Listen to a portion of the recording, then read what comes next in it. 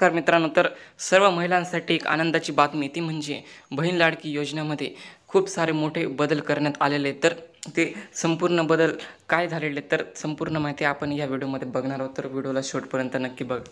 तर मित्रांनो, आता जे काही अटी लागू केलेल्या होत्या त्या सर्व रद्द करण्यात आलेल्या आहे आणि जे डॉक्युमेंट्स होते त्याबद्दलसुद्धा खूप सारे नवीन बदल हे घडून आलेले. तर या व्हिडिओमध्ये तुम्हाला संपूर्ण माहिती बघायला मिळणार आहे.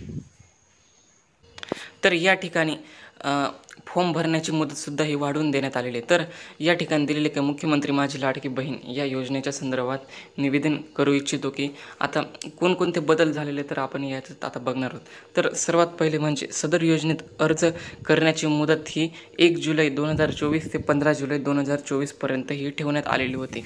पण आता सुधारणा करण्यात येण्यात असून आता सदर मुदत ही 2 महिने ठेवण्यात आलेली असून ती 31 ऑगस्ट 2024पर्यंत आता महिला ह्या अर्ज करू शकणार आहेत.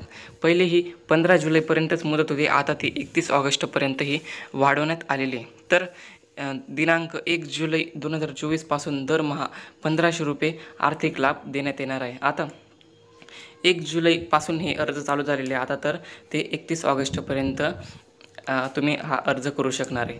त्यानंतर आहे या योजनेच्या पात्रमध्ये अधिवास प्रमाणपत्र आवश्यक असल्याचे नमूद करण्यात आले होते. आता लाभार्थी महिलेकडे अधिवास प्रमाणपत्र उपलब्ध नसेल तर त्याऐवजी 15 वर्षापूर्वीचे रेशन कार्ड, मतदान ओळखपत्र, शाळा सोडण्याचा दाखला, जन्म प्रमाणपत्र या 4पैकी कोणतेही ओळखपत्र असल्यास ते ग्राह्य धरण्यात येणार आहे.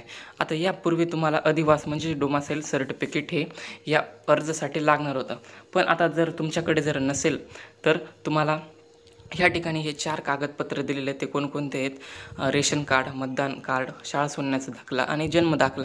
या 4पैकी एक कोणतं जरी तुमच्याकडे असेल ते पण 15 वर्षाच्या पूर्वीचे या 4पैकी एक कोणतंही कागदपत्र तुमच्याकडे पाहिजे ते तुम्ही त्या ठिकाणी अधिवास प्रमाणपत्राच्या ऐवजी तुम्ही देऊ शकतात.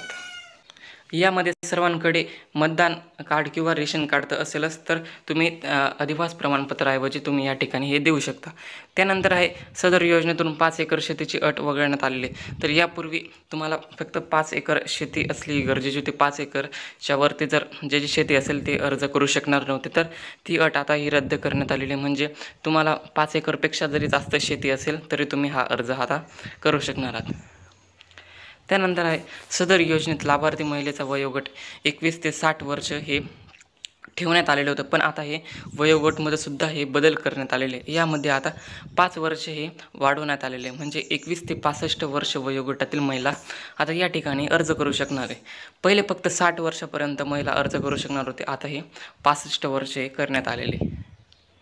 त्यानंतर 5व्या पॉईंटमध्ये दिलेले आहे की परराज्यात जन्म झालेल्या महिलांची महाराष्ट्रातील अधिवास करणाऱ्या पुरुषांबरोबर विवाह केला असेल तर अशा बाबतीत त्यांच्या पतीचे जन्मदाखला, शाळा सोडण्याचे दाखला, अधिवास प्रमाणपत्र ग्राह्य धरण्यात येणार आहे.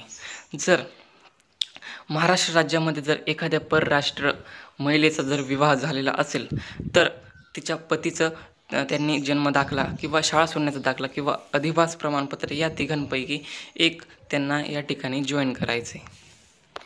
त्यानंतर 6व्या पॉईंटमध्ये आहे 2.5 लाख उत्पन्न दाखला उपलब्ध नसेल तर त्या कुटुंबाकडे पिवळे व केशरी रेशन कार्ड उपलब्ध असेल त्यांना उत्पन्नाच्या दाखल्याच्या प्रमाणपत्रातून सूट करण्यात आलेली आहे. जर तुमच्याकडे जर पिवळे रेशन कार्ड किंवा केशरी रेशन कार्ड जर असेल तर तुम्हाला उत्पन्नाच्या दाखल्याचा काहीही या ठिकाणी गरज राहणार नाही. तुम्ही डायरेक्ट पिवळे रेशन कार्ड किंवा केशरी रेशन कार्ड या ठिकाणी जॉईन करू शकता. त्यानंतर आहे सदर योजनेत कुटुंबातील एक पात्र अविवाहित महिलेला सुद्धा या योजनेचा लाभ देण्यात येणार आहे.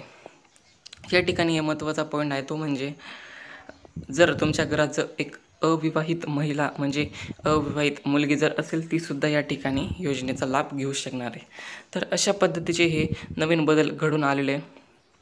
तर संपूर्ण माहिती तुम्हाला या व्हिडिओमध्ये मी सांगितलेली आहे.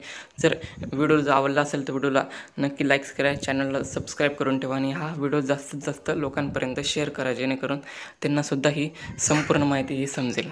धन्यवाद.